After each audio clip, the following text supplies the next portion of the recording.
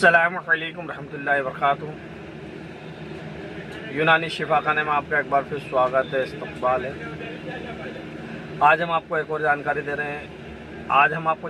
रहे हैं। अभी जो मौसम परिवर्तन हुआ है और जो वायरल चल रहा है, यानी कि जॉइंट दर्द की बहुत शिकायत आ रही है और इसके अलावा बुखार की भी हरारत रह रही है और सर्दी खांसी भी हो रही है। इसके अलावा गले में इन्फेक्शन हो रहा है या टांसिल की भी बहुत ज़्यादा शिकायत हो रही है। तो इन सब से बचने के लिए आज हम आपको कुछ दवाएं बता रहे हैं और कुछ घरेलू उपाय बता रहे हैं ताकि आप कर सकें और इस बीमारी से निजात पा सकें।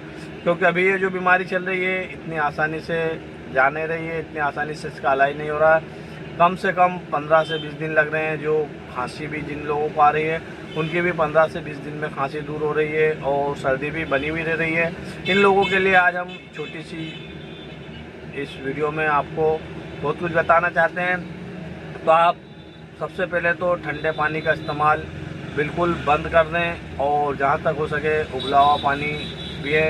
इसके अलावा आप गर्म पानी की, सादे पानी की भाप लें और इसके अलावा भी आप गर्म चीज़ें आपसे जितनी हो सके खाइए। और आप एक चीज़ का ध्यान रखें, ये देखिए सहजन, और इसे बहुत सारे अलग अलग नाम में बताते हैं, सुरजना भी बोलते हैं, सुरजने की फली भी बोलते हैं। ये आप इसका अच्छे उबाल कर इसका सूप का इस्तेमाल कीजिए तो आपका हड्डी के बुखार को भी नॉर्मल करेगा। अगर जॉइंट दर्द हो रहे जॉइंट दर्द को भी दूर करेगा और आपके सर्दी खांसी गले इन्फेक्शन में भी बहुत ज़्यादा लाभदायक होता है। सहजन आपको ये सुरजने की फली मार्केट में आसानी से मिल भी जाती है।